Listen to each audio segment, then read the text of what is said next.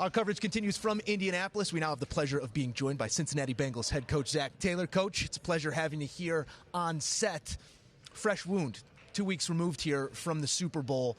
How's the process been, and where are you at in that personal process? Yeah, we took some time off. It was important to get some vacation. It's been a long season, longest in NFL history. We certainly felt it there after the game was over. So now really is our first chance as coaching staff to try to catch up with our scouts and get a chance to be introduced to the scouting process. So we're excited to be here and get to work. And I know that was your process, obviously, in trying to transition from that. But I'm curious, one, have you looked at the film yet? And then two, what are your key takeaways from how the game ended as far as what you want to implement in your coaching repertoire moving forward to get there and then beyond next season? Sure. You certainly watched it, just to rip that Band-Aid off and make sure we were seeing it how we remembered it. But at the same time, so many of these playoff games come down to the last possession on either side of the ball. One more stop, one more score, one more play call can be the difference in these games. And up to that point, it served us well. We had made those plays and got ourselves in position to be in the Super Bowl. Unfortunately, it didn't play out the way we wanted it to. We got to do a great job of harnessing how that felt, that celebration we watched them have, the locker room, how it felt, coming up short there at the end. And so the next time we get a chance to be in that position, we're able to capitalize on it. It was a unique schedule, obviously the extra regular season game. You guys went as far as you possibly could in the postseason. Where are you, Coach, in terms of, I guess, gathering as an organization? And you mentioned reconnecting with the scouts, but in terms of your off-season process, because you've got a lot of draft picks and you've got a lot of cap room, and I know you guys are driven to win one more game than you did a year ago. Sure.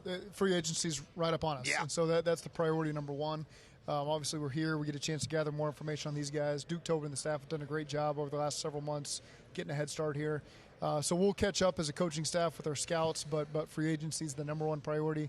And then once that finishes up, we get a chance to dive headfirst into the scouting part of things. Coach, you guys were at the center of one of the big draft day conversations a year ago. Jamar, Panay, you obviously see the fruits of that decision, but how immediately are you ready to address that offensive line situation?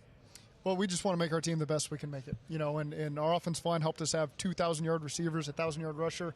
Joe Burrow had the season he had. We made a chance at the Super Bowl, and those guys played a big part in that. And so, obviously, we want to protect Joe and do a great job in that area. But there were so many positive things that our team as a whole did that I think they deserve credit for. And then we'll assess where we're at as a team, where we're at with the salary cap, where we're at with the draft, and make sure we can put our best foot forward going forward in September.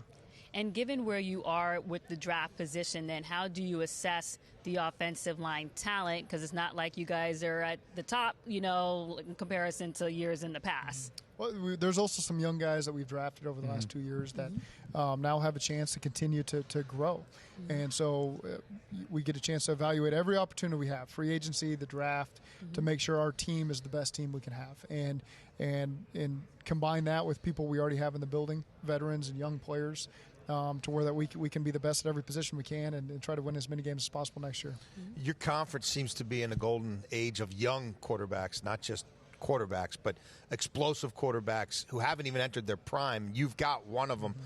Having a Jessie Bates back there to help defend against this sort of growing movement of young players who can get it done in the pocket and outside. How important has he been? And I'm guessing in most of your off-season scenarios, you're finding a way to have him be a part of this group, whether it requires a tag or something else. Yeah, Jesse's an important piece to us, and however it shakes out, we want him to be a part of this thing long term. And Jessie certainly has made a lot of plays for us over the last 4 years. Voted a team captain. So he's done all the things that we've asked him to do, and him in tandem with Von Bell, we felt like we're arguably the best safety tandem in all football, and have allowed us to do a lot of the things on the back end of that secondary as we hoped we could do. So keeping Jessie a part of this thing is a priority for us. You coach on a Super Bowl Sunday and they start treating like a vet, but still relatively young in your coaching career. If there were a rookie coaching symposium this year, I believe close to a third of the league's going to have a new head coach, 5 of them first-time head coaches. What would your message be to those guys who are trying to get their gig going? Keep my lips sealed. I don't want to give them any Don't talk to people like us. I've just found experience to be the best teacher, and so you can only learn so much every single day. Just keep storing those experiences and let them serve you in the future. And I think that's what our staff has done is every loss, every win, we've stored it away and tried to take the pros and the cons of those to make sure that we're a better team the next time we take the field. You know, the last time I saw you in person, I think, is when the Rams were last in the Super Bowl when you were with that team before. I know you're thinking about how long ago that was. And then I recall seeing you during the AFC Championship game, and there was one part where one of your players made a play, and you just leaned back and you were laughing, and I was just looking at you. I was like, man, he is really having a good time. And so can you just describe that euphoria of being able to be in such a high-pressure situation through this postseason but still enjoy it, and what part of that you think, you know, kind of impacted how you guys were able to progress through the postseason? I think one of the things that served us well is it didn't feel like a high-pressure situation. We treated it like every game we played. We had confidence in our players. We did our best to come up with a good plan to put them in a position to take the games over. And so when you got in those moments there in the third and the fourth quarter, they were all tight. You just enjoyed it, you know, and you tried to call plays that put them in a position to maximize their talents.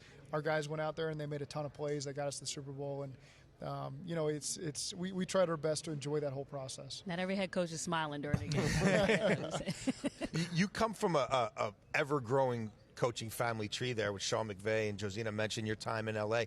You now have coordinators who are on other people's radars, and frankly, I won't be surprised if you lose one or both in the coming years.